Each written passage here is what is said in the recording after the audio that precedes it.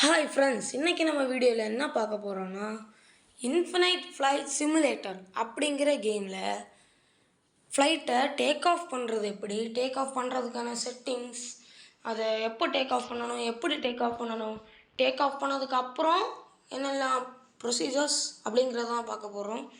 So வீடியோவை skip பண்ணாமல் பாருங்கள், ஏன்னா வீடியோ போய்ட்டுருக்கும்போது நான் பாயிண்ட்ஸ் எல்லாம் சொல்லிகிட்டே இருப்பேன்.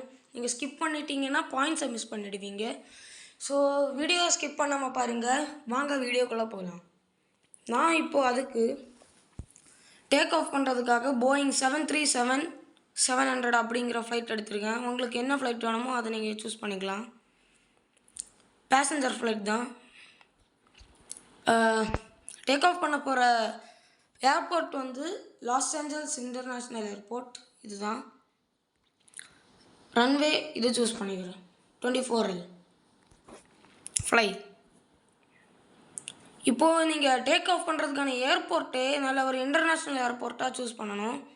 இல்லைனா அந்த ரன்வே வந்து சின்னதாக இருக்கும்.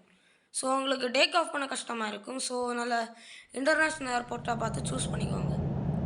ஃபஸ்ட்டு எல்லாத்துக்கும் முன்னாடி பார்க் பிரேக்ஸ் இந்த பார்க் பிரேக்ஸை ஆன் பண்ணிக்கலாம்.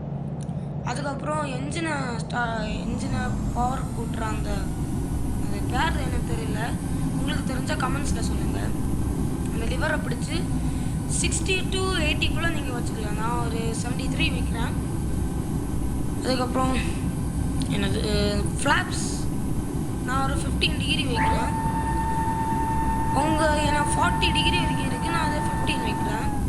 எல்லா ஃப்ளைட்டுக்கும் ஒரே மாதிரி இருக்காது, ஒரு லோவாக வைங்க. எனக்கு 40 வரைக்கும் இருக்கிறதுல நான் 15 வைக்கிறேன். உங்களுக்கு மீடியமும் இருக்கக்கூடாது, ஹையும் இருக்கக்கூடாது, ஒரு லோவாக வைக்கிறேன். ஓகே, இப்போ all set, ready to go. Park brakes மட்டும் ஆஃப் பண்ணிக்கலாம். இப்போ ஃப்ளைட் மூவ் ஆக தொடங்கிடுச்சு.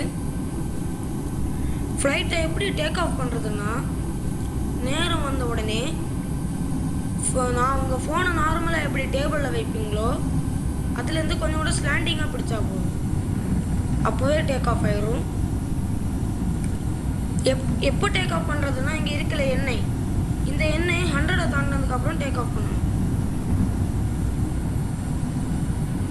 நம்ம கொஞ்சம் கொஞ்சமாக இந்த லிவரை கூட்டி விடலாம். 100 தாண்டினோன்னா நம்ம ஃபோனை சரிக்கலாம். ஓகே, தாண்டிடுச்சு. ஃபோனை சரிச்சிடலாம்.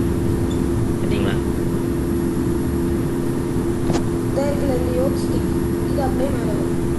இப்போது டேக் ஆஃப் பண்ணதுக்கப்புறம் ஒரு குறிப்பிட்ட தூரம் நம்ம மேலே வந்த உடனே கியரை ரிட்ராக்ட் பண்ணிக்கலாம். கியரை ரிட்ராக்ட் பண்ண உடனே நம்ம ஆட்டோ பைலட் ஆன் பண்ணிக்கலாம்.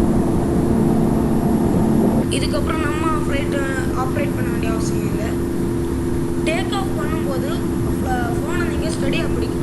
ஃபோனை நீங்கள் ஆட்டினா ஃப்ளைட்டும் ஆடும், அதனால் ஃபோனை ஒழுங்காக ஸ்டடியாக பிடிக்கணும்.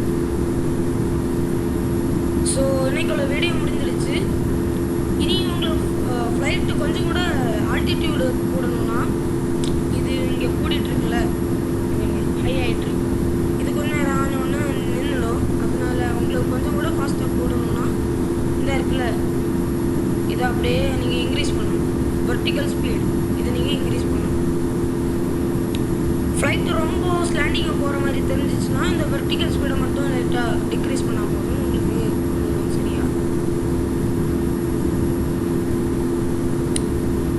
ஓகே, இன்னைக்குள்ள வீடியோ அவ்வளோதான்.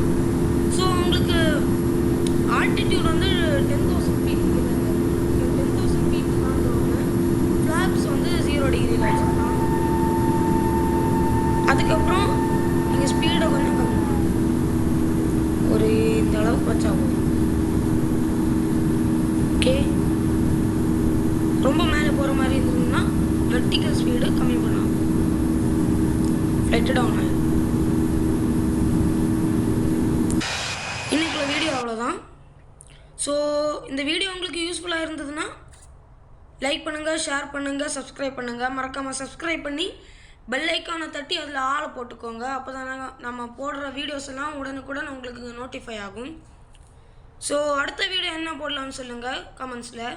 பாய், அடுத்த வீடியோவில் பார்க்கலாம்.